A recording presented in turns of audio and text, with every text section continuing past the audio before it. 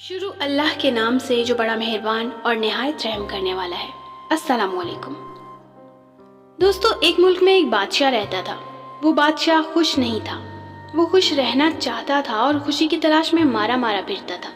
उसने खुशी के माहिरीन की मदद भी ली और सियानों और दानिश्वरों और समझदारों की पोटलियों में भी झांका, मगर खुशी का कोई फॉर्मूला हाथ ना आया। वो एक पहाड़ पर चला गया। पहाड़ पर एक दरवेश रहता था। दरवेश के दो मशागिल थे। सुबह सवेरे मशरिक की तरफ मुंह करके बैठ जाना और सूरज को आहिस्ता आहिस्ता उफक से उभरते हुए देखना। उसके बाद जंगल में निकल जाना और सारा दिन जंगल में गुजार देना। भूख लगती थी तो वो दरख्तों से फल तोड़कर खा लेता था। प्यास लगती थी तो वो नदियों, झरनों और आबशारों से पानी पी लिया करता। दरवेश के पास रहने के लिए कुटिया थी। वो रात को कुटिया में आ जाता। दरवेश के पास सर्दियों के लिए 2 कंबल थे, गर्मियों के लिए खुला आसमान और ठंडी ज़मीन थी, और कपड़ों की ज़रूरत ज़ायरीन पूरी कर देते थे। दरवेश के पास इसके अलावा कुछ ना था, लेकिन इसके बावजूद वो खुश था। बादशाह उसकी खुशी की वजह दरियाफ्त करने के लिए दरवेश के पास पहुंच गया। दरवेश ने बादशाह की बात सुनी तो कहकहा लगाया, अपनी लकड़ियों की खड़ामें पहनी और बादशाह से कहा, बादशाह सलामत, मैं इसका जवाब आपके दरबार में जाकर दूंगा। बादशाह ने दरवेश को घोड़े पर बिठाया और अपने दरबार में आ गया। दरवेश ने दरख्वास्त की कि आप अब किसी ज़रूरतमंद को बुलाइए। बादशाह ने अर्जियों की ट्रे से एक ख़त निकाला और ख़त वज़ीर के हवाले किया और ज़रूरतमंद को बुलाने का हुक्म दे दिया। ज़रूरतमंद को दरबार में हाजिर कर दिया गया।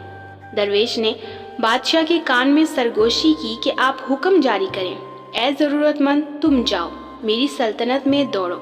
तुम सूरज गरूब होने तक ज़मीन पर जितना बड़ा दायरा बना लोगे, वो ज़मीन तुम्हारी हो जाएगी। बादशाह ने ज़रूरतमंद को हुक्म दे दिया।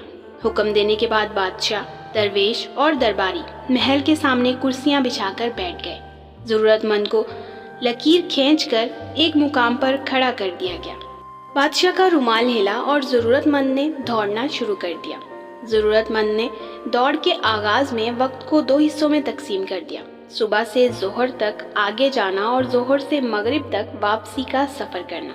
ज़रूरतमंद का ख्याल था कि यूं वो ज़मीन का बहुत बड़ा टुकड़ा हथिया लेगा। ज़रूरतमंद सरपट भागता रहा। ज़ोहर तक उसने 400 एकड़ ज़मीन घेर ली।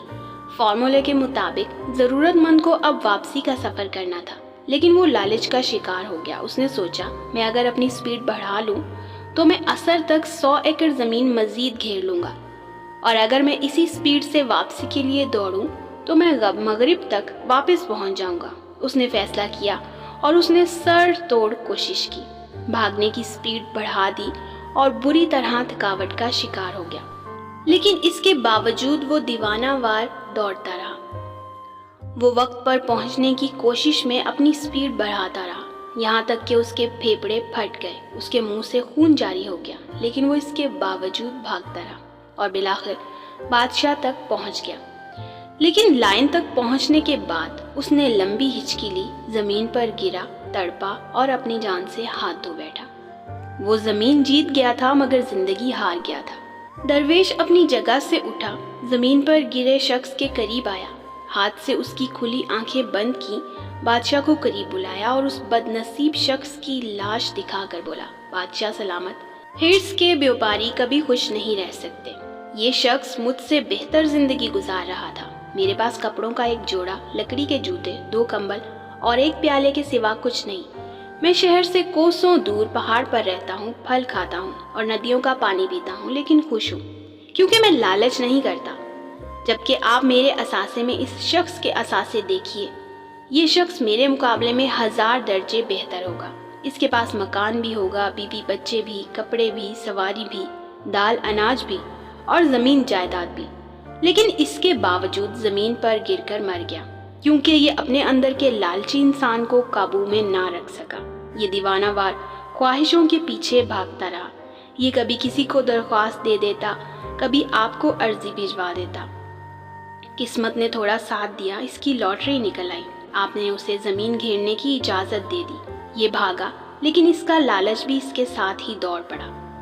ये अगर समझदार होता तो दरमियान में रुक जाता, جو حاصل ہو گیا اس پر خوش ہوتا، یہ شکر ادا کرتا اور زندگی کو انجوائے کرنا شروع کرتا تو یہ نعمت اس کے لیے کافی ہو جاتی۔ لیکن یہ لالچ کے گھوڑے سے نہ اترا، یہ بھاگتا رہا یہاں تک کہ لالچ نے اس کی جان لے لی۔ درویش نے لمبی سانس لی اور بولا، بادشاہ سلامت، حرص اور خوشی دونوں سوتنے ہیں، یہ اکٹھی نہیں رہ سکتی۔ اگر آپ خوش رہنا چاہتے ہیں تو آپ کو لالچ کو طلاق دینی ہوگی، خوشی خود بخود آپ کے گھر میں بس جائے گی۔ لیکن اگر آپ لالچ کے گھوڑے پر بیٹھ کر خوشی کی تلاش میں سر پر بھاگتے رہے تو آپ کا انجام بھی اس شخص جیسا ہوگا، آپ بھی عبرت کا نشان بن جائیں گے۔ بادشاہ کی آنکھوں میں آنسو آ گئے۔ اس نے کہا، جناب، بادشاہت حرص کی دلدل میں ہوتی ہے، آپ بادشاہ ہوتے ہوئے خود کو لالچ سے کیسے بچا سکتے ہیں؟ درویش نے کہکا لگایا اور بولے، اختیار میں اضافہ بادشاہوں کی حرص ہوتی ہے، اور جو بادشاہ زیادہ سے زیادہ اختیارات حاصل کرنے کی کوشش کرتا ہے اس میں اور زمین پر پڑے اس شخص میں کوئی فرق نہیں ہوتا۔ آپ اختیار سمیٹنے کی بجائے اختیارات بانٹنا شروع کر دیں، آپ کو خوشی مل جائے گی۔ دوستو، آج کی اس کہانی سے ہمیں یہ سبق ملتا ہے کہ انسان جتنا اپنی امیدوں کو کم کرے گا اور جتنا اپنے پاس موجود نعمتوں پر شکر ادا کرے گا اتنا ہی زیادہ وہ خوش رہے گا۔ امیدوں کو لمبا کرنا اور زیادہ مال و متاع کی لالچ کرنے والا انسان کبھی خوش نہیں رہ سکتا۔ دوستو، خوشی کا اصل راز قناعت پسندی ہے۔ جب انسان موجودہ نعمتوں میں خوش رہنا سیکھ جاتا ہے تو اس کی زندگی میں خوشی آتی ہے اور اس کی زندگی لالچ سے پاک ہوتی ہے۔ دوستو، حقیقی خوشی کیا ہوتی ہے، اس حوالے سے ایک چھوٹا سا واقعہ بتاتی ہوں، ذرا غور سے سنیے گا۔ کہتے ہیں ایک ٹیلی فونک انٹرویو میں ریڈیو اناؤنسر نے اپنے مہمان سے، جو کہ ایک ارب کروڑ پتی شخص تھا، سے پوچھا، زندگی میں سب سے زیادہ خوشی کس چیز میں محسوس ہوئی؟ وہ کروڑ پتی شخص بولا، میں زندگی میں خوشیوں کے 4 مراحل سے گزرا ہوں اور آخر میں مجھے حقیقی خوشی کا مطلب سمجھ میں آیا کہ حقیقی خوشی کن باتوں میں ہے۔ سب سے پہلا مرحلہ تھا مال اور اسباب جمع کرنے کا، لیکن اس مرحلے میں مجھے وہ خوشی نہیں ملی جو مطلوب تھی۔ پھر دوسرا مرحلہ آیا قیمتی سامان اور اشیاء جمع کرنا، لیکن مجھے محسوس ہوا اس چیز کا اثر بھی وقتی ہے اور قیمتی چیزوں کی چمک بھی زیادہ دیر تک برقرار نہیں رہتی۔ پھر تیسرا مرحلہ آیا بڑے بڑے پروجیکٹ حاصل کرنے کا، جیسے فٹ بال ٹیم خریدنا، ہوٹلز وغیرہ خریدنا، لیکن یہاں بھی مجھے وہ خوشی نہیں ملی جس کا میں تصور کرتا تھا۔ چوتھی مرتبہ ایسا ہوا کہ میرے ایک دوست نے کہا کہ میں کچھ معذور بچوں کے لیے ویل چیئرز خریدنے میں مصروف ہوں۔ دوست کی بات پر میں نے فوراً ویل چیئرز خرید کر دے دی، لیکن دوست کا اصرار تھا کہ میں ساتھ جا کر اپنے ہاتھوں سے بچوں کو دوں۔ میں تیار ہو گیا اور اس کے ساتھ جا کر ان بچوں کو اپنے ہاتھوں سے ویل چیئرز دی۔ میں نے ان بچوں کے چہروں پر ایک عجیب سی خوشی کی چمک دیکھی۔ میں نے دیکھا کہ وہ سب کرسیوں پر بیٹھ کر ادھر ادھر گھوم رہے ہیں اور جی بھر کر مزہ کر رہے ہیں، لیکن مجھے حقیقی خوشی کا احساس تب ہوا جب میں وہاں سے جانے لگا تو ایک بچے نے میرے پاؤں پکڑ لیے۔ میں نے نرمی سے پاؤں چھڑانے کی کوشش کی، لیکن وہ بچہ میرے چہرے کی طرف بغور دیکھتا ہوا میرے پیروں کو مضبوطی سے پکڑ رہا تھا۔ میں نے جھک کر اس بچے سے پوچھا، کیا آپ کو کچھ اور چاہیے؟ تو اس بچے نے جو جواب دیا اس سے مجھے معلوم ہوا کہ خوشی کا تعلق کس چیز سے ہے اور خوشی کے معنی کیا ہیں۔ اس بچے کے جواب نے پوری طرح میری زندگی کو بدل دیا۔ اس نے کہا، میں آپ کے چہرے کے نقش اپنے ذہن میں بٹھانا چاہتا ہوں تاکہ جب جنت میں آپ سے ملوں تو آپ کو پہچان سکوں اور ایک بار اپنے رب کے سامنے بھی آپ کا شکریہ ادا کر سکوں۔ دوستو، یہ بات حقیقت ہے کہ جب آپ دوسروں کی مدد کرتے ہیں تو تب جو خوشی محسوس ہوتی ہے وہ کسی اور چیز میں محسوس نہیں ہوتی اور وہی حقیقی خوشی ہوتی ہے۔ تو کوشش کریں کہ اپنے مال اسباب میں سے غریبوں کی مدد کریں، ضرورت مندوں کی مدد کریں۔ یقین کریں، ایسا کرنے سے جو خوشی حاصل ہوتی ہے وہ الفاظ میں بیان نہیں کی جا سکتی۔ ایک اچھے میسج کے ساتھ اپنی ویڈیو کا اختتام کرتی ہوں۔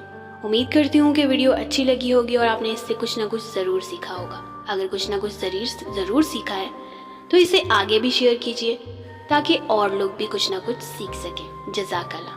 اور اگر ویڈیو پسند آئی ہو تو ویڈیو کو لائک ضرور کریں اور ان فیوچر میں بھی اس طرح کی سبق آموز سٹوریز سننے کے لیے میرے چینل زرین سٹوریز کو سبسکرائب ضرور کر لیں تاکہ ہمارا رابطہ بنا رہے اور آپ سے میری کوئی بھی ویڈیو مس نہ ہو۔ جزاک اللہ۔